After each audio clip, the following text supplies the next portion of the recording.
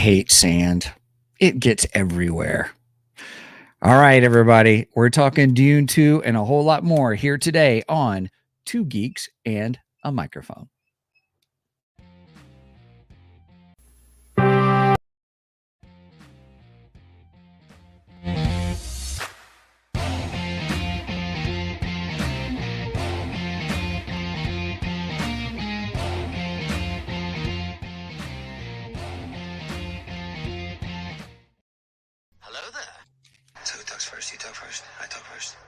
Good morning, everybody. Welcome to Two Geeks and a Microphone. I am your co-host, Mr. Stephen Boster, along with the one, the only, Mr. Michael Shanks. Mike, say hey to everybody.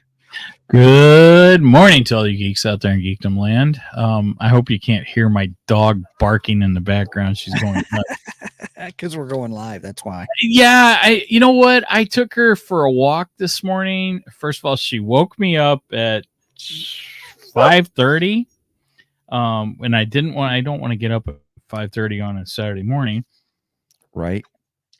So got up, had my coffee, thought I'll take her for WALK. Right. Gotta spell it. Right there, right? Same here. And I thought I'm going to take her for an extra long one today. So I took her halfway through the neighborhood and then up into the park and around the park. And I don't normally do that in the mornings. And thinking, all right, I'm going to wear her out. And then I got home, took her out in the backyard. We played with the ball for about 15 minutes or so. I thought, all right, I got her good. Now she's barking. Right. Well, I apologize for being late, everybody. It's all on me because my dog decided to poop not once, but twice in our main living room area. And then also had peed, not once, not twice, but twice overnight, kind of a thing. So then I get it cleaned up, just a nice little clean up, wipe down a little, spray the little special spray you get, kind of a thing. Then I decided to go take care of business myself. And then I get back and the house still stinks. And did probably the biggest crapperooski I think I've ever seen in my life. And it was embedded in the carpet. Oh, no. Yeah, and not just one little, but you know how sometimes you get the pebble poop? Imagine pebble poop, super soft, spread over like a scatter shot from a shotgun all over the gross. And so trying to wet it down, clean it up, spray it, and then I had to get out our carpet cleaner and clean. Yeah, that's why I didn't bug you about being late this morning. I'm like, oh my God. Yeah, he's not having a good morning this morning. No, so I may be a little spicy this morning, everybody. So please be careful of your comments. Oh, wow. Welcome to Two Geeks and a Microphone, dog poop pop talk. Right. All right. Well, enough of that, but I do apologize for being late. Thanks for your patience, everybody. We're glad it wasn't your fault. It was the dog's fault. So, well, yeah, that's true too. Although some people might say it's your training. I don't know. I'm not saying that though. It's my training. I thought we had gotten it taken care of, but obviously not. Yeah, back to the drawing board, huh? I hate those. Yes. I mean, we're at the point where it's chewing and barking. Those are the biggest issues. She Gotcha. likes to chew on everything she can get a hold of. She has chewed on both of my sets of flip flops. So I'm gonna get new flip flops. I'm like, yeah. I like my flip flops too. Yeah. I do like wearing flip flops. Anyway, all right. You want to jump into the geeky news since we had dog? Let's do it. Yes, let's do this. All right. All right. So I have a couple things for geeky news this morning. First off, our friend Eric July, friend of the show, Rippaverse. They have launched their next book, Gooding the Polymath.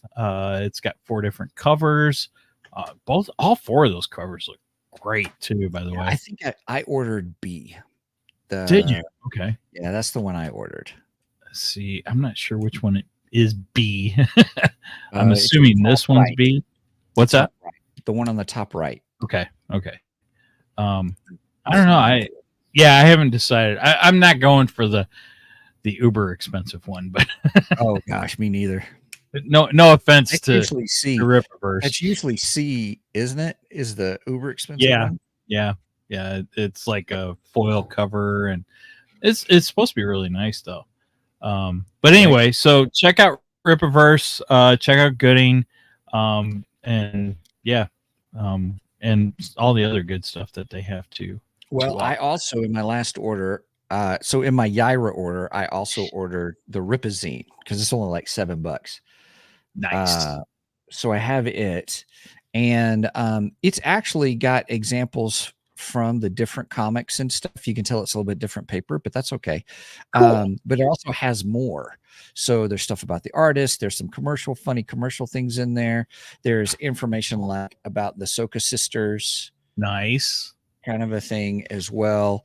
I will say this though, if you look on the back where I got this really cool line, it looks pretty cool under my Rippaverse. Yeah, you see that really cool line underneath there? Well, that's technically the sticky stuff on the on the thing, because I set it on there for a second and it took the back of it. It was like, Dad, give it. That's funny. It's Ripazine #1. Collector's item. So just saying, be careful when you unwrap it. Be careful of the sticky line right there. Gotcha. You think I would be a comic book noob because of that? Yeah, you've been collecting comics for a long time. All right, that's our Rippaverse news for today. Moving on, we're going to move on to some Batman news here, and I love this news. So this is from Fox 2 News in St. Louis, Missouri. St. Louis is depicted as Gotham City in the new Batman series. Oh, so interesting. In the Amazon Prime upcoming release, and in the trailer, which we're going to take a look at here in a minute, there is a map, which is actually the map of St. Louis. The cool thing about this is, here, let me see if I can, let me take that down. I want to show you something else. Where's my photos at? Photos. So you're saying they took a map of St. Louis to be their reference point for the city the city of Gotham in the series. It was actually in the 66 Batman. That is a map of St. Louis right there. It's an inverted map of St. Louis that they used in the 66 Batman. And apparently J.J. Abrams and Bruce Timm used the same map in the new animated series. Nice. So the Gotham map is St. Louis. So where's the Gateway Arch? I'm not going that far into it. But anyway. I'm teasing. Anyway, so so St. Louis is featured in the new Batman series and the original 66 series.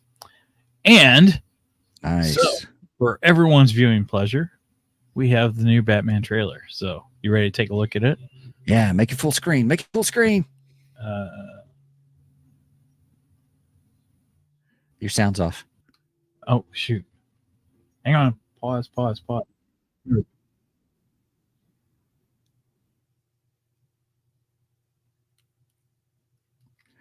You're sharing your screen. I think you forgot to tell it to share the sound.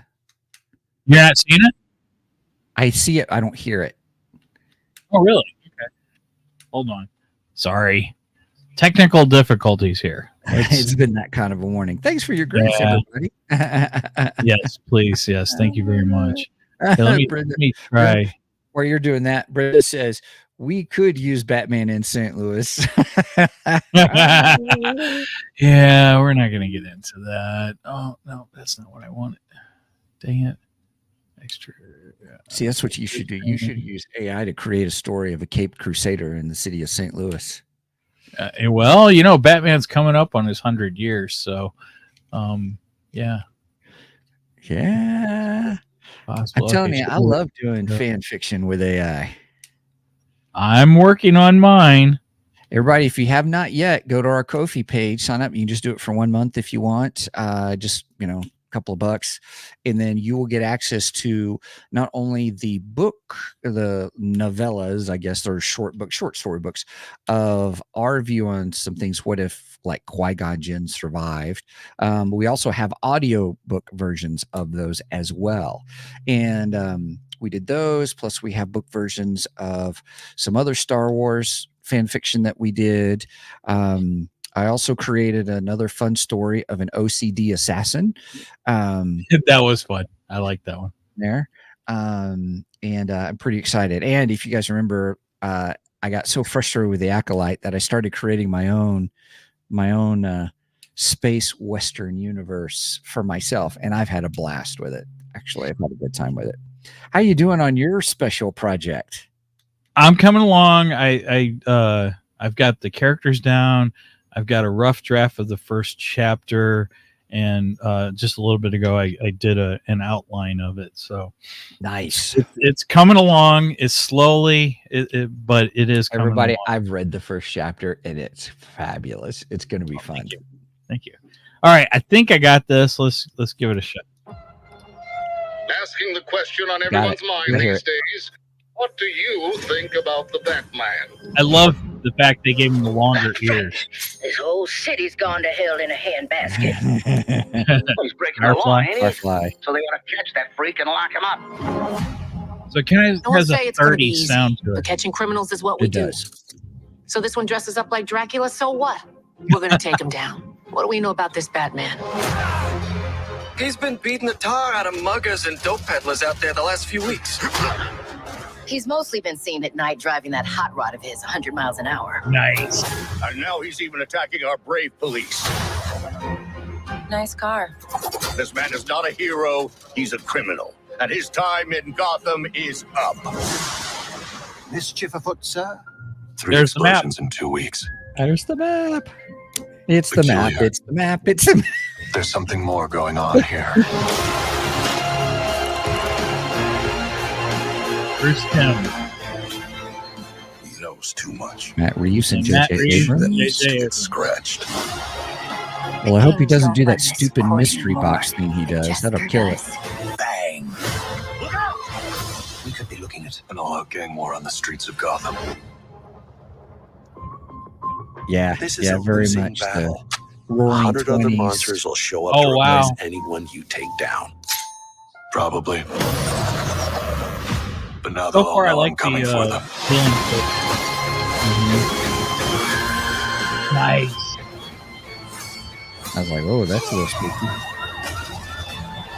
Hopefully it.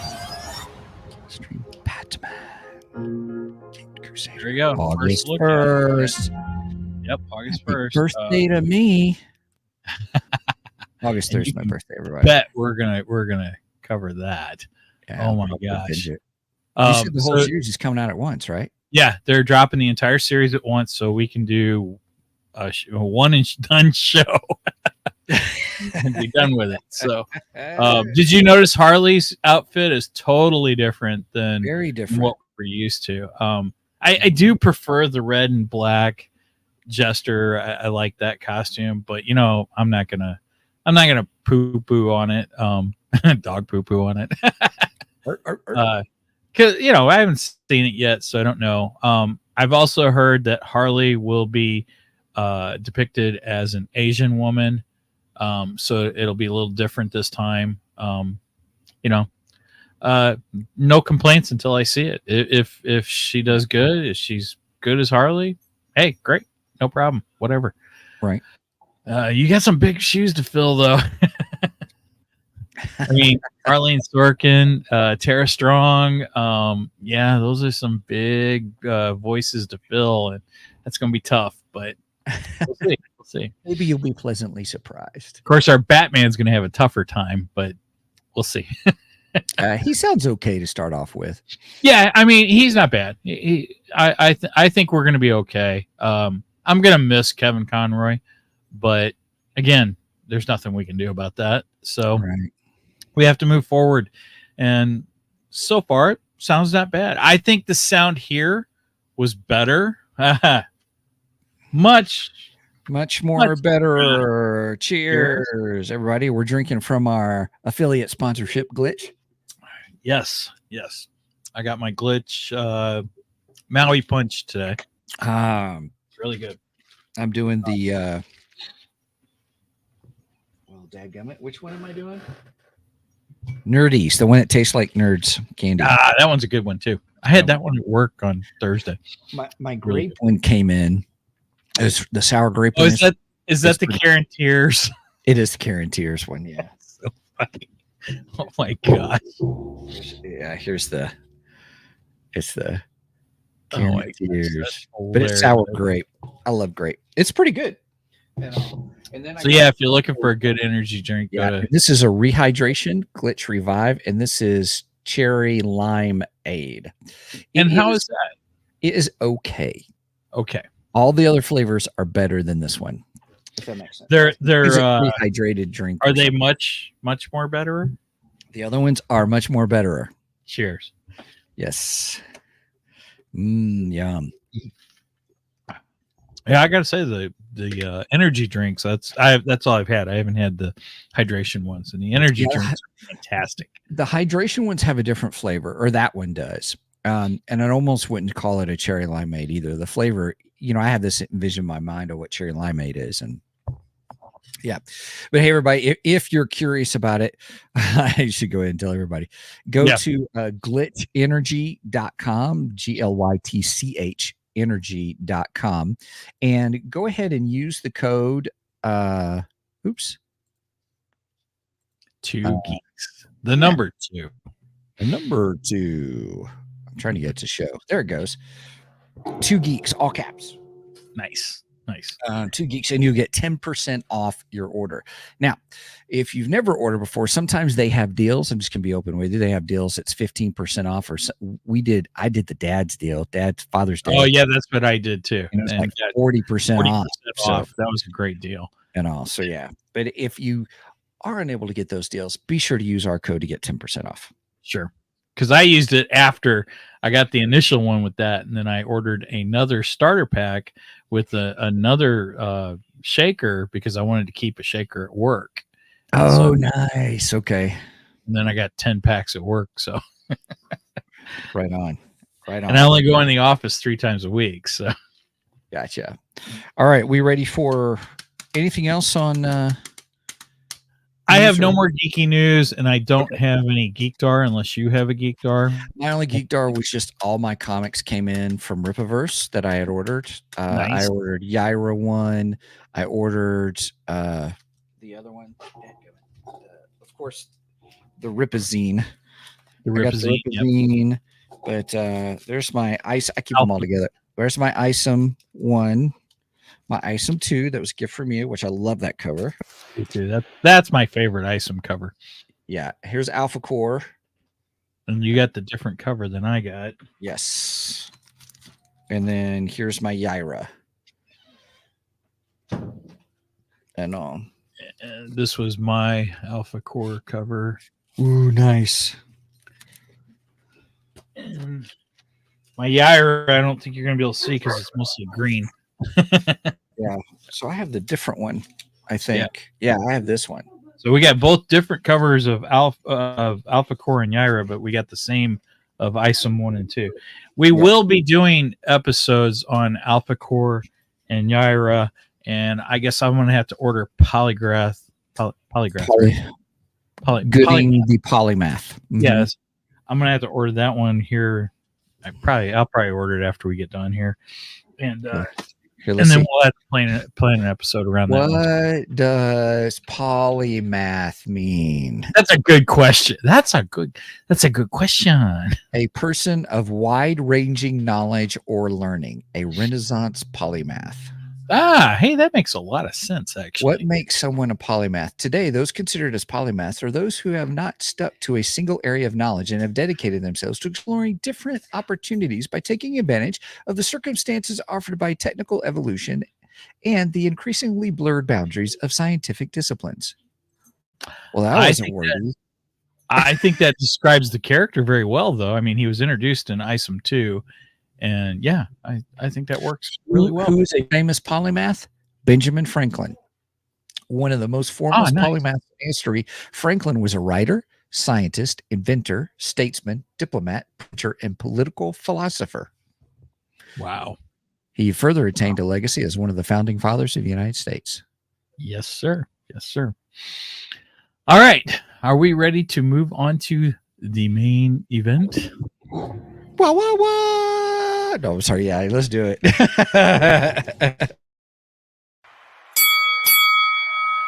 It's time for the main event.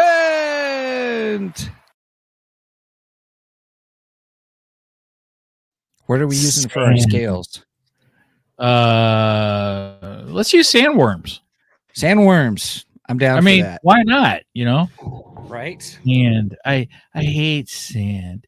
It's rough and irritating, and it gets all over. Right? Boy, Anakin would hate this movie. Right? What's funny is I was watching Charlie Hopkinson, who does deep fake of like Obi-Wan Kenobi and I think I've watched him. Anakin Skywalker and Qui-Gon Jinn sitting in a room watching different clips of Star Wars stuff, and they're talking about it and all. And they did one on Dune, and they're like, "Look, it's a Messiah figure, a chosen one on a desert place on a desert planet." Oh, they have spice too. Yes, I would say George Lucas borrowed some ideas from Dune. I do remember when the first one first came out, there were people, George Lucas completely ripped off Dune. No, Dune and Star Wars are nothing alike. Mm-mm. I mean, there's some elements that he borrowed from it, just like there's elements of Kurosawa that he borrowed. You know, I would say he borrowed more from Kurosawa than he did Dune. Probably. Dune happened to be on a desert planet. Okay. Right. George didn't have sandworms though. And again, I still stick with my original statement. I prefer the original movie with Kevin Bacon. Oh wait, that's Tremors. That's Tremors. I think I am going to surprise you though. Fred Ward. Yeah. Fred Ward, first movie I saw him in was Remo Williams. If you have not seen that movie, that's a funny movie. Funny action movie. I've never actually watched Remo Williams. It's actually, from my understanding, it's based on a book series called The Destroyer. I could be wrong, but yeah, you've been once or twice before. Several times, kind of a thing. So yeah, actually, why don't I just ask since we don't have our license, is Remo Williams based on the book series The Destroyer? Look at that. Which AI are you using? Google. Oh, okay. All right. Remo Williams is the main character in The Destroyer, a series of novels of a United States government operative in Chun, a martial arts master who is Williams' sensei. Sensei, analogous to sensei. The series was created by Warren Murphy and Richard Sperry. The first novel was published in 1971. Okay. And all. It's funny though. It was pretty funny. It probably wouldn't have been made today because of some of the stuff in it, but hey. Yeah, that's right. Anyway, all right, so continuing on. Sorry, I digress. I'm gonna kick this off. Okay, here we go.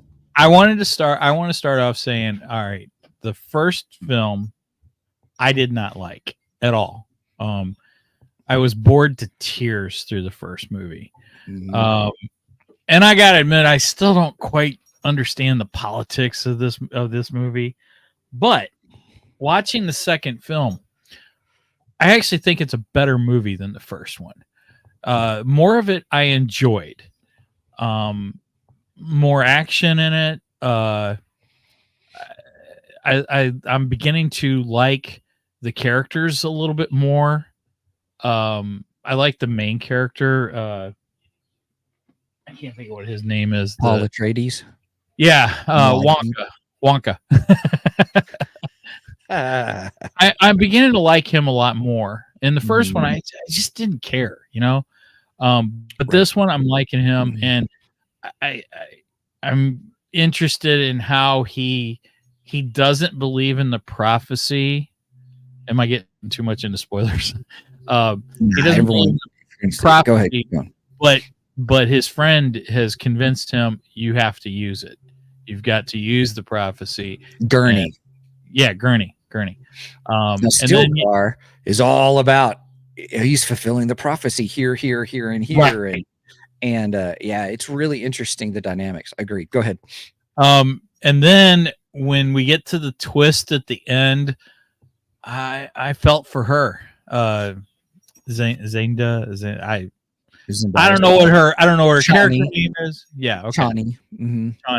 I really felt for her. Now, I got to say, I am really relieved that she didn't wear her see-through C3PO suit that she wore for all the promos for this thing. Oh, yeah. Because I thought she was going to wear that in this movie, and I was like, oh, God, this is going to be horrible. Yeah. Thank God she didn't wear that. Correct. And it was so funny because I had a friend of mine, he was in the office the other day when I was in the office, and we were talking, and I said, yeah, we're getting ready to go over Dune 2, and I haven't watched it yet. I didn't like the first one. And he's like, oh, I love Dune. I was like, well, okay, cool. I says, well, I'm not looking forward to what's her face in her see-through C3PO costume. And he goes, she doesn't wear that. I was like, I saw her in a bunch of the promo crap for it. And he's like, no, that was just at some awards thing. And I was like, okay, all right. And then, I was relieved. Yeah, because that wouldn't have fit in this movie anywhere. Right. Yeah. That would have been too dumb. So overall, I didn't think it was a half bad film. I thought it was decent. I do think they are too long still. They really could shorten these up. This movie does not need to be 3 hours long. I split it up into two halves. I watched an hour and a half on Thursday night and an hour and a half on Friday night. Right. And I think that's the only reason I can make it through the whole thing without Steven skips. But, so I had already seen it twice, so I kind of Steven skipped my third viewing last night. That's reasonable. And I watched it once because I wanted to see it at home, and then I had a friend who wanted to see it, so we watched it, and then last night to prepare for today, I did the Steven skips to my favorite parts kind of a thing. So, gotcha. Which is only 5 minutes of the movie. I'm just kidding. I watched the last 30 minutes straight though, because So so what score would you give it? What's on a scale of 1 to 10, 1 being absolute worst and 10 being the most awesome film ever. Sandworms, I think I'd give it 4.5 sandworms. Okay. I felt it was a big improvement from the last one. Okay. Still don't enjoy it enough to watch it again. Sure. Once is enough. I don't need to watch it anymore. Yeah. I will watch the third one a little more eagerly than I was looking forward to the second one. So gotcha. So okay. All right. Lots to discuss. I give it a good 7 out of 10. Because it really, the problem with Dune 1 and 2 is it's really one book. It's one movie. And you see the character growth of Paul Muad'Dib from the beginning to the end. I mean, 1 and 2 are one book. The third movie is the second book, which is called Dune Messiah, which probably is going to be 2 parts in and of itself. If they do it correctly. So you think this whole thing is going to be a 4-parter, not just a 3-parter? I can't see him doing Dune Messiah as just one part, unless now I've not read Dune Messiah. I know what happens in Dune Messiah, but they probably could condense it, because as you progress through the Dune series, it gets weird. Like the movie hasn't been weird already. Oh no. Oh no, no, no. It gets, let's put it to you this way. I told Kelly last night that I think the author was doing shrooms when he Oh, wrote I'll bet you it was LSD. I guarantee. That book was done in the 60s? Yeah. Yeah. LSD, I think, was the drug. I think there's a quote or something I saw somewhere where there was that. I think that was a possibility what you're talking about, kind of a thing. I don't remember. And they always said that LSD opened your mind and all that stuff. And I mean, that's kind of what they're doing with the spice. You know, he even says that my mind has been expanded from taking the spice and all this stuff, you know, and they got the bright blue eyes and everything. Yeah, I almost went somewhere I don't want to, but anyway. Okay. So there are a couple of things the movies are doing faithful to the book. I had to ask my friend because he's read all the books. And so when he came over, I was asked because I wanted to come over because I had all these questions for him. Because I was like, dude, you got to help me out here. Because some of this is so different than the 1984 version. I was struggling with the story. I'm like, I don't quite understand the families, the factions, and you know, right. I was getting confused on who. It's not story told very well. Now, the book itself, from my understanding, is really hard to bring to the screen because there's a lot of people talking in their heads, discussing things, you know, and so how do you bring that out, you know, kind of a thing. Well, and we got an example of the whole ESP type thing and all this stuff. And yeah, Brenda found it funny that the one woman who's impregnated by the guy that looks like Zaz. He really does look like Zaz from Batman, by the way. Oh, okay. I do like him. He's kind of cool. But she's talking to her baby in the womb and all this stuff, and Brenda's like, "That's ridiculous." So I go, "It's a sci-fi movie. Just let it go." Right. Well, the thing is so that was Paul Muad'Dib's mom. So that's Jessica, Lady Jessica. And Lady Jessica was the quote unquote concubine of Leto Atreides, who was killed in the first movie that was played by Poe Dameron. Oh, okay. Yeah. And so then she drank the water of life while she was pregnant. And so that enhanced Arya's, and in the movie, in the 1984 version, she was a kid. She was like 10 years old, but it had only been like a couple of years because she had accelerated growth from it, accelerated mind and stuff like that. So she was actually, by the time that battle happened, she was already out of the womb, alive, and like full grown kid. I mean, she was like 10-ish. Wow. Kind of a thing. And so they didn't do any of that as far as they didn't bring that out, and I don't know why. But it looks like Anya Taylor-Joy is going to play the child. Yeah, but as the adult kind of version, right, which would make sense for Dune Messiah, actually. Okay. So there's just a lot of weird. So wait. So you're saying she's like a clone then? Because you know the clones had the accelerated growth. And well, not quite, but I know what you're doing. That's pretty funny.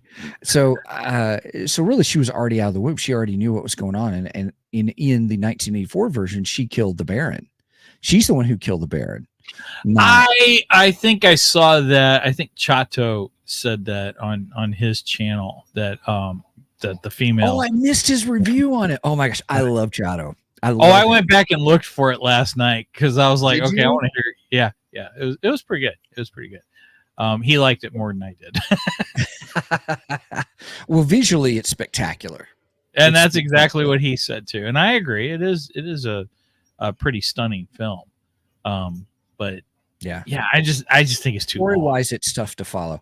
So the one thing that I did absolutely not like, and I did not like it so much that I took 2 points off for it, was Chani's character in Zendaya's rendition of Chani's character. Interesting. They changed her character where she was just, it's like she's a pissed off millennial. I mean, in the movie, where she's always grumpy and blah blah blah. Chani was always 100% behind Paul Muad'Dib. I hate to say this, but she's been that way in every movie I've seen her. I know, right? I mean, look at her in Spider-Man. She's not my favorite. Yeah, in Spider-Man either. I wasn't a big fan of her in Spider-Man. Yeah, and I don't know why the director took that viewpoint with her character, because that's the book. She was always real supportive.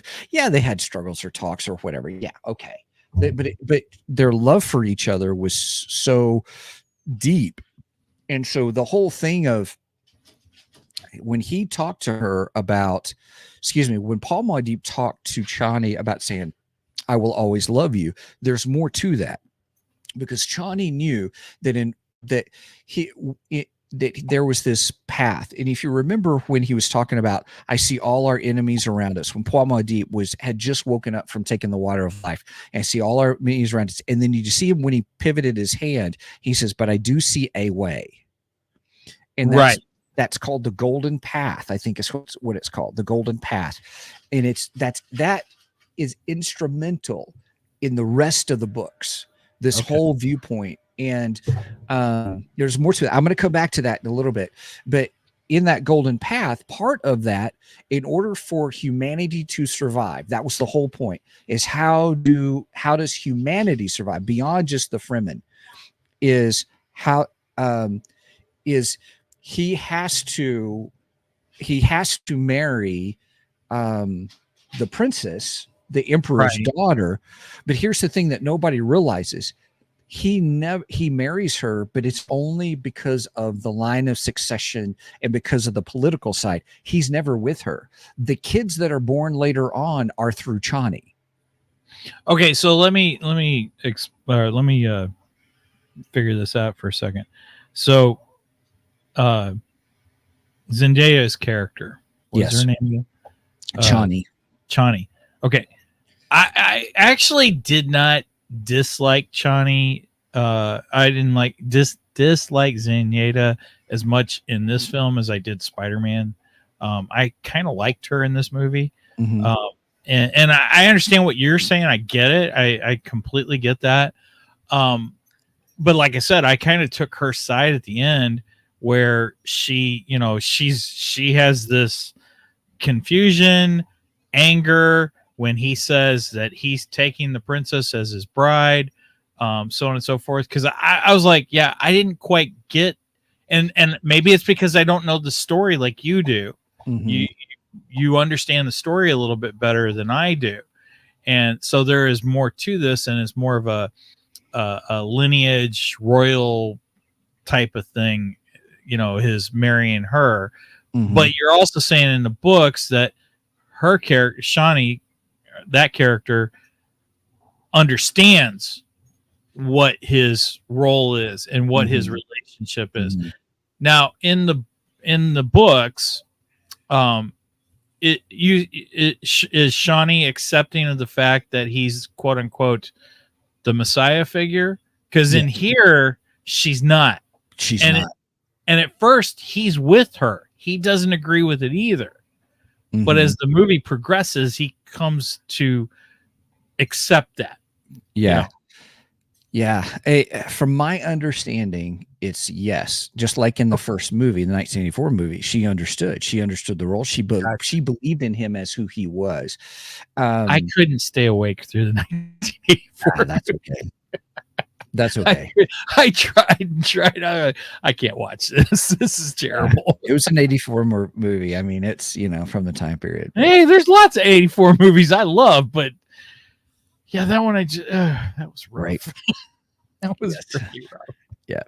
So what's interesting is that I was like, I don't know, because there's even a line about it's the concubines who really make a difference, kind of a thing. So it was relaying back to the fact that who Lady Jessica was, because she was the concubine to Leto, not the wife. And then, but the lineage went through Paul Muad'Dib. And then see now, Paul Muad'Dib, I get confused with his lineage altogether, because they were saying that he's the grandson of the Harkonnens. Emperor. Good morning, Brian. Good morning, Brian. Oh, hey, Brian's Brian, are you on the train right now? Because I know Brian's on a trip cross country on a train with his daughter. We've been seeing the posts for the last day or two. That I'm jealous of that. That's pretty cool. I've never been on an actual real train. He is. He says he is. Nice. Well, enjoy that, Brian. That's Brian. We may need your geekiness because we're talking about Dune and we're talking about the differences between that's true. 1984 to Dune 2, but also to the book. Oh, we just left Jacksonville. Oh, they just left Jacksonville, Florida. Cool. Very nice. Cool. Well, enjoy that bonding time with your daughter. That's awesome. What a fun trip. Yep. Yeah, go ahead. So the whole thing with, Lady Jessica. So here's the lineage, like you were talking about. So Lady Jessica had no idea about her lineage until she took the water of life, so that she was the daughter of Baron Harkonnen. And so he actually is Atreides. Paul Muad'Dib is Atreides blood, but then realizing that his mom was the daughter of the Harkonnen, so he had both within him. So it was a melding, and all of that is the scheming or the planning, as she says, of the Reverend Mother does, of how they were always kind of playing politics underneath. They were, as the religious side underneath, but really they weren't. It wasn't about religion; it was about control. Well, and a lot of politicians and big religious leaders are like that, unfortunately. Well, I think that's part of the message of what Frank Herbert was trying to get across within the story, because the overarching theme is don't trust your Messiah, don't trust your heroes. I get you. And I always thought that was really interesting, and they really played it up this time. And I'll be open with you, I had just seen the 1984 version. I hadn't read the book because I really don't want to read the book because I hear it's really hard to read. And you got look. I can't make it through Lord of the Rings books. There's no way I'm making it through Dune. So Brian, thank you, Brian. Here, let me put this in. So the mother is part of the Bene Gesserit. They were behind a lot of it, but they didn't plan on Paul becoming born a male. That is correct. They had not planned on that. She was nice. See, we should have planned on Brian being on this episode, but we should have. By golly, today we may have to do a follow-up kind of thing. He goes, oh yeah, that put a monkey wrench in their plans. Yes, and that's why they were mad at Lady Jessica, because she was supposed to give him a daughter, not a male. Huh. And they knew they were getting close to. I think they knew they were getting close to the Kwisatz Haderach, the Messiah figure, kind of a thing. So there's a lot of names in this that I cannot pronounce. I know, right? I just fake it. Did you like how I did that fake? Yes, that was great. I sound like Joe Biden. You gave it a lot of. Yeah. So I would say that the whole thing, my favorite line from 84 was not in this one. And it was the getting back at the Reverend Mother, the Bene Gesserit, when she tries to use her voice on him at the end.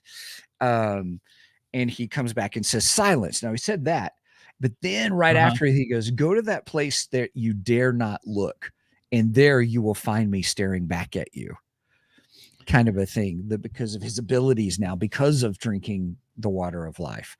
Of course, by the way, the water of life, when I saw it, I went, hey, he's drinking Smurf juice.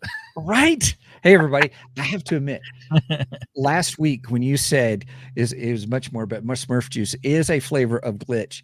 But what's funny is you were so funny last week when you said, now I understand why Gargamel was after those Smurfs. I do, man. They're delicious. So man, I want to hunt them down now. Right. Now, I did notice something. There was something that I recognized from the 84 version. Yeah. From part that I stayed awake for. Uh-huh. What does Brian say here? Jessica was Lady more Jessica. loyal to her husband than the Order. Okay. And that's the whole aspect of love. And that's why that's when at the end, when you hear the Emperor talk about matters of the heart, and that's why his dad was weak, but yet matters of the heart is what created Paul Muad'Dib. So it's interesting, the intricacies behind that. Hey, Brian, if you're still listening, great to have you here with us on the chat. Was Chani, was she in the books or in the stories, was she always behind and supportive and understanding of Paul Muad'Dib as being the Messiah? Because I was saying I didn't like her portrayal the way they did it in the movie. And am I wrong about that? Okay, so while we're waiting for Brian's answer, the thing that I recognized, and I got real excited because I was like, hey, I recognize that from the 84 movie. They did the thing with the box, and they tell him to put his hand in the box. Yes. Now, okay, and he says she was. Yes. That was his response. Yeah, you and I both clicked on it at the same did. time and canceled each other out. Yeah. That's funny.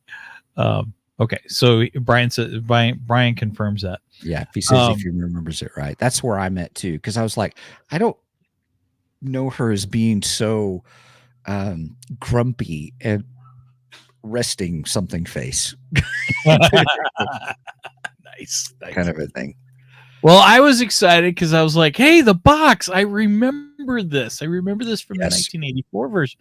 However, in the 84 version, I seem to remember there being a much more big deal about the box. And like, I don't know, something to, like it was like a passage for him or something to test him with. And it just didn't seem like it was as much of a big deal in this version of Dune than it was that. So I don't even understand what the box is all about. Can you explain that? As far as I know, it's a test. Because in there it was kind of a test of any of the males to see, was there potential? It's always the question, could they be the one? We got that in the 84 version quite a bit. Could he be the one? Could he be the one? Right. Kind of a thing. And it was interesting how I always thought, well, I'll get into the whole prophecy stuff here in a minute, but the box itself was it was that test. And some have tried to do it because they said whoever the Kwisatz Haderach could be would pass that test. And so it was like, hey, you're going to have to, I'm going to take the test, and, many have tried and many have died was the phrase. And they go, oh, I could take the pain and stuff. And so he did good. And then we see, Brian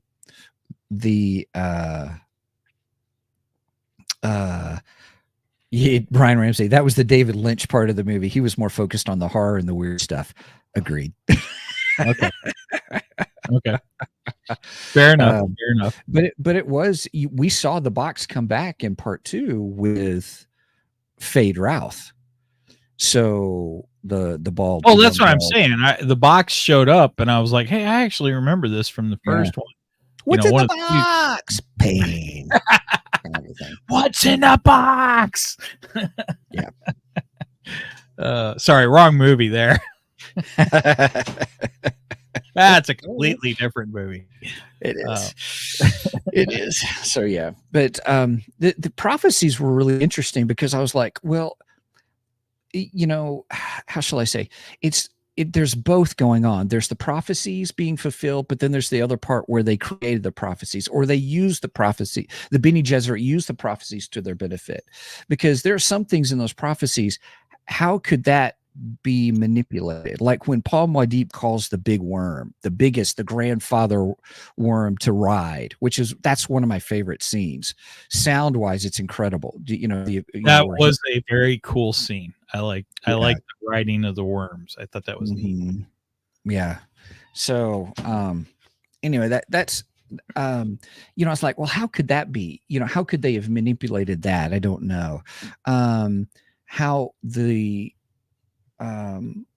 Chani having the name Desert Tears, and then Desert Tears with the water of life, and that prophecy is fulfilled, to bring him back, kind of a thing.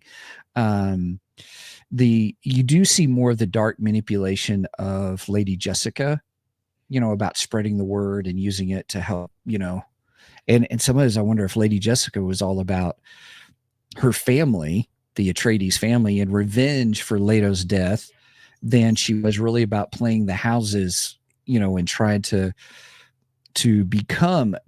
him to become emperor eventually, Paul Muad'Dib. So yeah, so now it's the Holy War. Well, so what you're telling me is the third film. Yes. Well, third, possibly third of four, 3 of 4. Right. That this might be like the most exciting out of them yet. Is that what I'm hearing? I don't know. I don't know. I think there's a reason David Lynch only made the first book, kind of a thing. So okay. I know. I'm trying to give myself hope here, and you just yanked it out. You just yanked the rug out from underneath. Yeah. Yeah. Children of Dune. Yeah. Oh, Children of Dune. Yeah. Technically. Yeah. So, is that the next one? Let me do the Dune order. So, Dune order of books. Let's see. The chronological order. In what order should I read them? Oh, Brian says yes. Yeah, that is the next one. Yeah. I keep saying Dune Messiah, don't I? Sorry. That's all right. I wouldn't know. I have no idea. This is not my forte.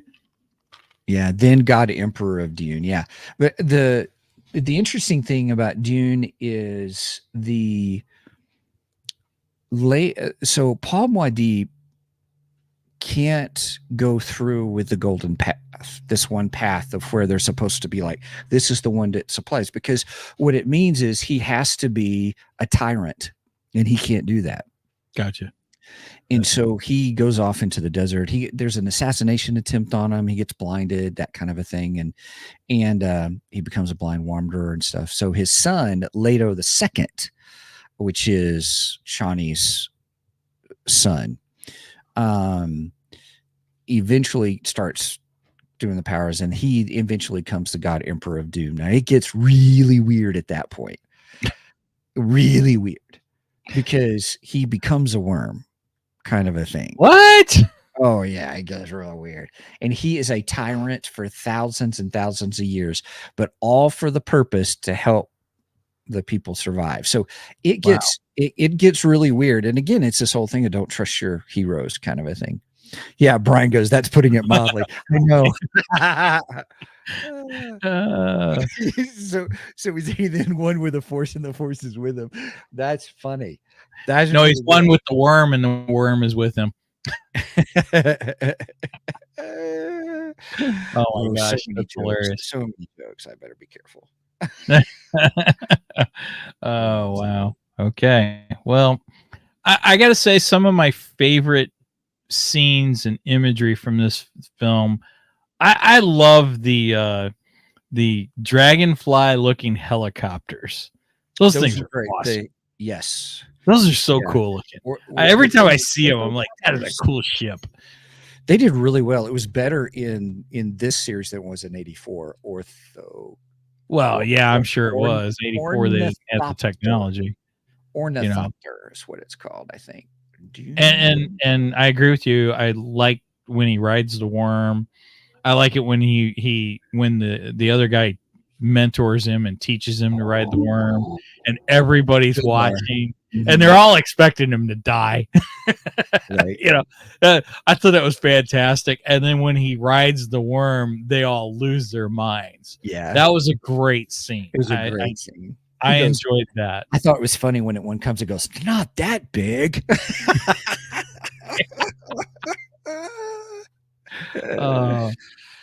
Yeah. So those were some of my favorite parts of it. Yeah. But yeah, there were some good parts to it and all that. So yeah. Oh, I did say I enjoyed this one more than I did the first one. Yeah. I will say the Emperor being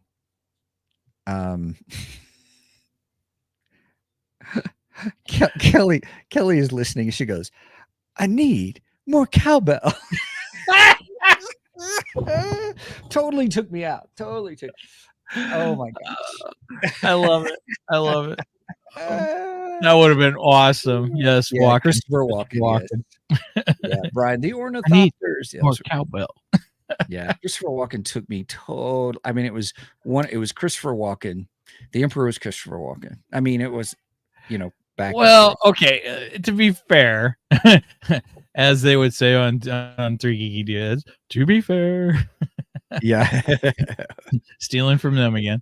To be fair, Christopher Walken is always Christopher Walken. I mean, yeah, name a movie that he's not himself in.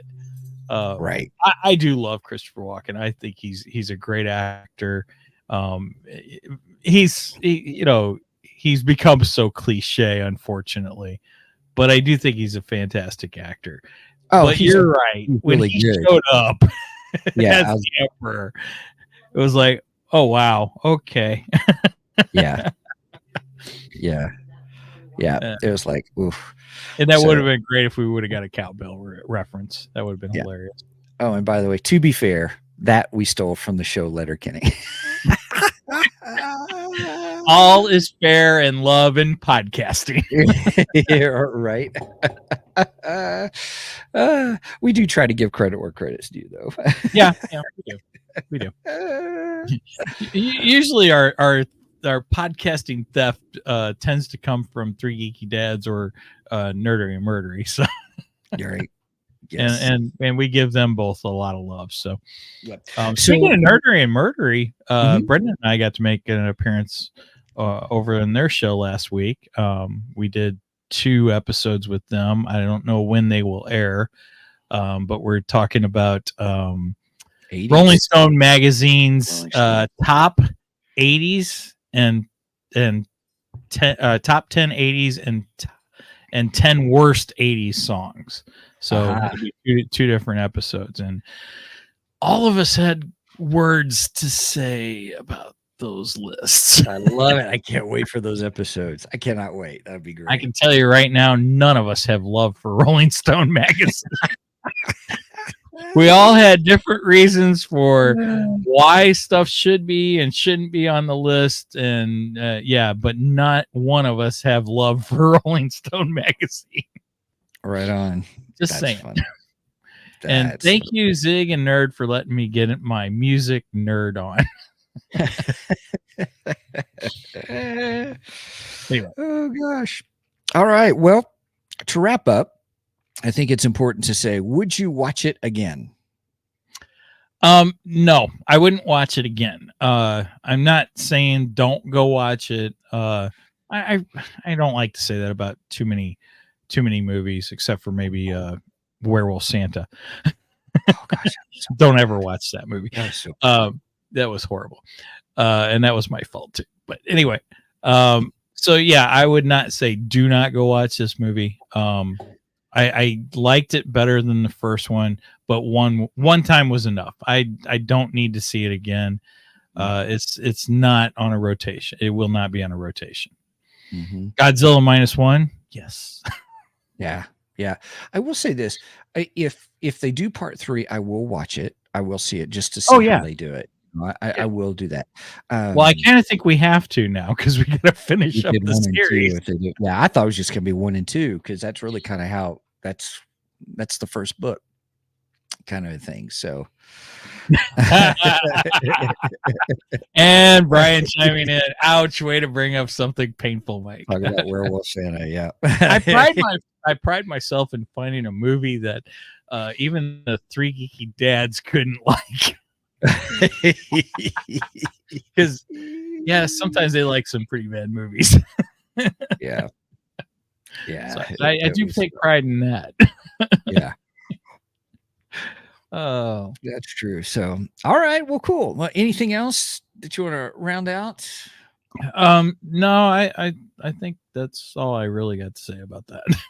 Sounds good. That's all I got to say about that. That's all I've got to say about that. Awesome. Well, hey, everybody. Thanks for joining us here on this episode of Two Geeks and a Microphone. I would encourage you, please check out our website at www.twogeeksmic.com, www.2geeksmic.com.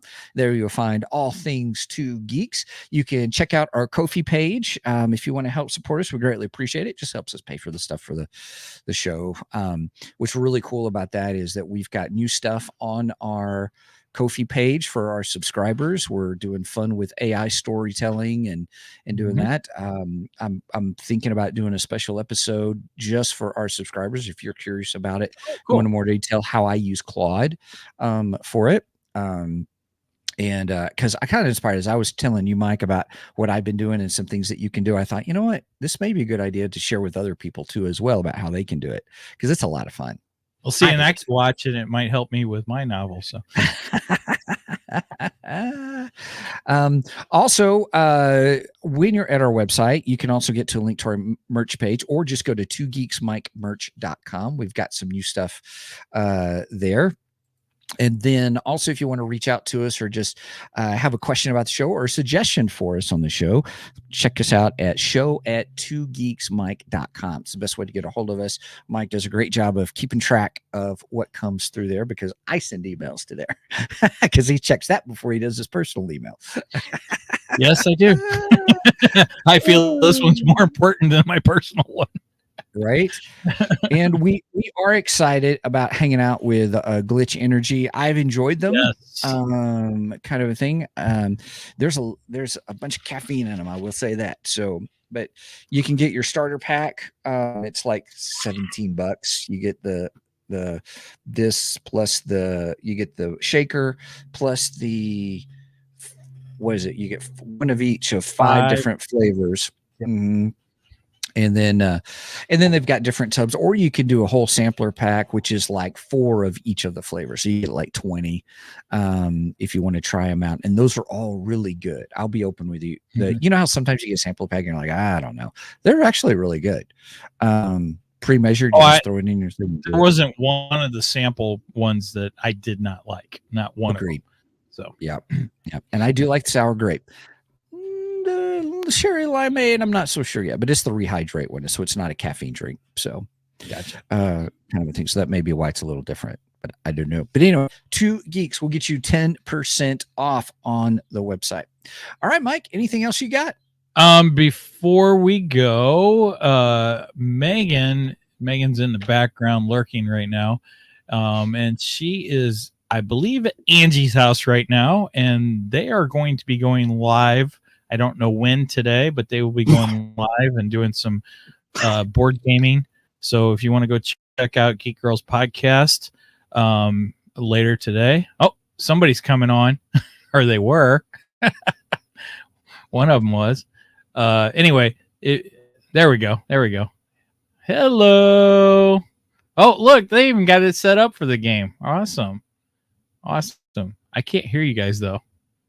No mic? Oh, there we go. Yeah. Can you got it on there now? Yeah. Okay. Yeah. Hi, guys. Hi. We're playing with audio problems. Yeah, we're trying to test out our system. Gotcha. All right. So when are you guys going live? 11 a.m. Okay, so 11 a.m. Central Standard Time. You do math on the rest, right? Yeah. Right. So can you give us a little preview of what you're going to be playing? Yeah. So right now, where's the? I was gonna say, see if you can. So right now we're testing this because she hasn't played in a while. But I've never played this game, but it's Eat and Run. Yeah. So yeah, I was gonna say that would be guys. Yeah. Cool. And then we're gonna be playing some Farkle. Nice. And then Zombie Dice, which is like really fun. Oh, that's one of my favorites. I love that game. It's really awesome. And then of course the classic Lotus. Oh, I played that Megan. Yeah, this is the one that Megan introduced me to. I went buying it with the Lotus game. Nice. Yeah. Okay, well, make sure and go check out their live stream at 11 a.m. this morning. And also make sure to go like your Facebook page. Please. I think you guys get close to 100. We are at 70, I believe, or 68. So pretty close. So if you get 100, then I can start streaming. Right. Since they decided to kick us off. Yeah. So today we're going to go live on my personal Facebook page and then on Twitch. Gotcha. Okay. Yeah. All right. So go check them out and give them a like on Facebook. Thanks, guys. All right. Thank you. Bye. All right. So that was Geek Girls Podcast. Go check them out. And I think that's all I got. Oh, wait. Gotta do the obligatory. Where's my thingy? Geez. I can't find anything. I got confused with them. Just make sure and go give us a like on Facebook and also go give us a like on Facebook. There we go. Thank you, Stephen. And give us go give the bell a tickle over here on YouTube and give a thumbs up on YouTube. There's Stephen laughing at me because I messed this one all up. See, normally I have this all down, but that's okay. But yeah, go give us a like on both YouTube and on Facebook, or Twitter for that matter. Go give us a follow on Twitter. We don't have a whole lot of followers over there. And when you give the bell a tickle, you'll be notified of every time we go live. Speaking of going live, we go live at 9 a.m. on Saturday morning. Well, normally we go 9 a.m. on Saturday mornings, except for this one. Way to go, Stephen. Central Standard Time. You do the math on the rest. And I think that's all I got. Stephen, anything else? Nope, we're good. Thanks so much. Right. So with that said, over and out. I hate sand. May the force be with you.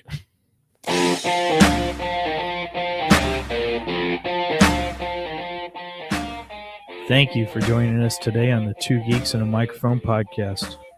Tune in next week when we will have more news and reviews. Until then, may the force be with you.